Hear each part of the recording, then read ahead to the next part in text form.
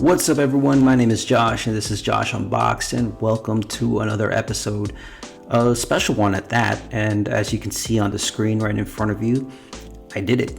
I was able to achieve one of my collecting goals, and that is this 1980 Topps Scoring Leaders Magic Johnson, Larry Bird, Dr. J card.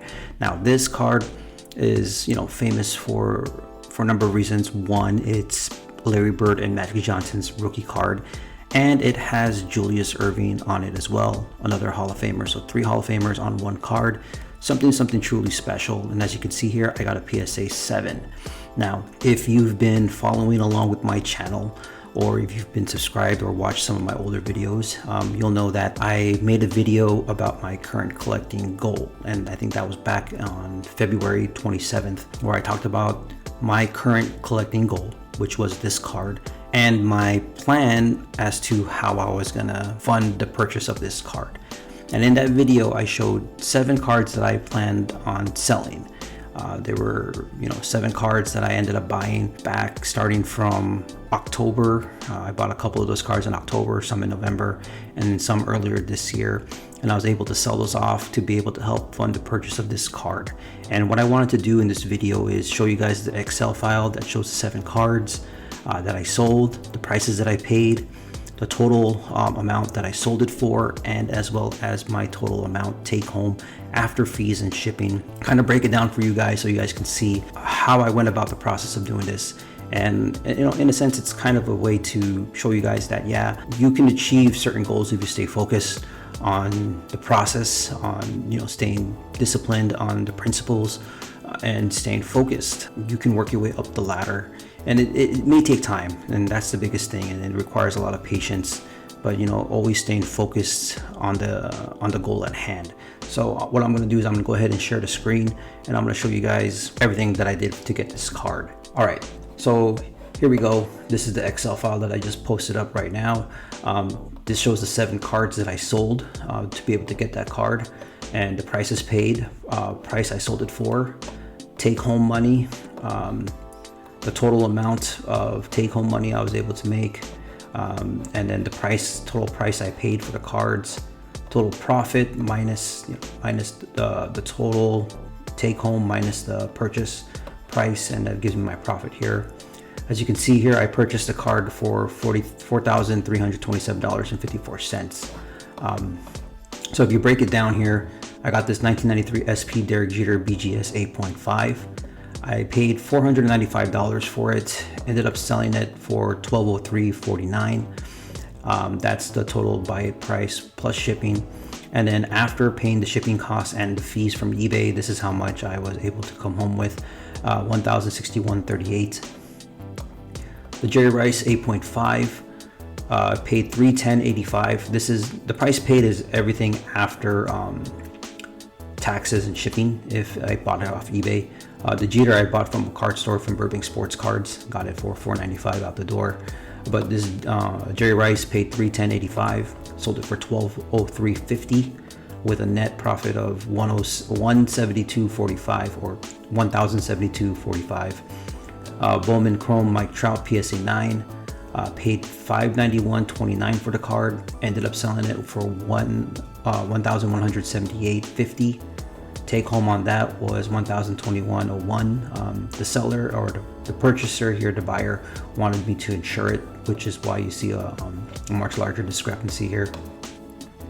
The 2019 Topps Fernando Tatis Jr. PSA 10, this is Topps flagship rookie, bought it for $152.03, sold it for $308.49 with a take home of $272.77. Got a Bo Bichette here, PSA 10, 2020 Topps, paid $61.17 for it, sold it for $113.49 with a take home of $97.21. We got a Bowman Chrome Wander Franco PSA 10, paid $178.65 for it, sold it for $288.50. Take home was $252.87. And in this 2003 Fleer Dwayne Wade rookie BGS 9.5, paid $84.32, sold it for $223.50 with a take home of $195.46. So you can see after everything was all said and done, total take home was $3,973.15. My total investment on these initial cards was $1,873.31. When you take a look at it, when I took the purchase price minus the total I made, that left me over with $354.39. So that was an extra $354.39 I had to pay out of pocket. So total out of pocket on this card was $2,227.70. Now this was obviously an accumulation over time. If you want to break it down even further of when I bought these cards, the Jeter card I bought back in November of last year. The Jerry Rice was bought in January. The Bowman Chrome Mike Trout was bought in October. The Tatis was bought in November. Bichette was bought in November. Wander Franco was bought in November. And the D-Wade was bought in October. So as you can see, this is what I ended up paying for the card. If you pull up Card Ladder, you can see something interesting here. Now the current value of the card is showing $3,311.32. So I kind of paid a much higher price for it, as it has dipped since I purchased it. But you know, this card is something that I plan on holding long term. Like, I'm talking about like 20 years or so. So just because it dipped doesn't really faze me at all. I think I still got it at a pretty decent price. Sure, back in December, you could have got it for like around less than $2,000. And then we started seeing the run up, jump up really quickly as the big boom in vintage started happening to a peak of $6,327. Now, when I made the video back at the end of February, this card was going for around $4,717. At that point, I kind of felt like I was going to buy a PSA 6, not a PSA 7, because I estimated paying between $3,000 to $4,000 on the card before taxes. So you can see right here is when I bought the card. This was 3/12/2021. Bought it for $3,997.42, or somewhere close to it, a little bit under $4. So I kind of bought it on its way down. I'm kind of glad that I did. Now it did dip a bit, and then now it's slowly climbing up to where the last sold was $3,769.69. So like I said, yeah, I bought it at a pretty high price point compared to where it is now. But still, I think this card has great potential for long-term growth. It's something that can only go up over time, and I'm talking about 20 years from now. So I'm sure I could have bought it at this time, but you know, I wasn't really thinking about the card back then.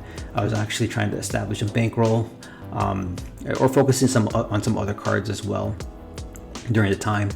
But you know, I didn't buy it at the peak, kind of waited to see the market and see how it went up, because this run up caused some concern for me to want to buy into the card at this price point.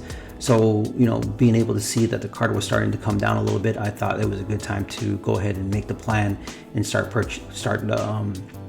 building the funds to purchase the card. So yeah, there you have it. You know, the 1980 Topps, Magic Johnson, Larry Bird, Julius Erving, PSA 7.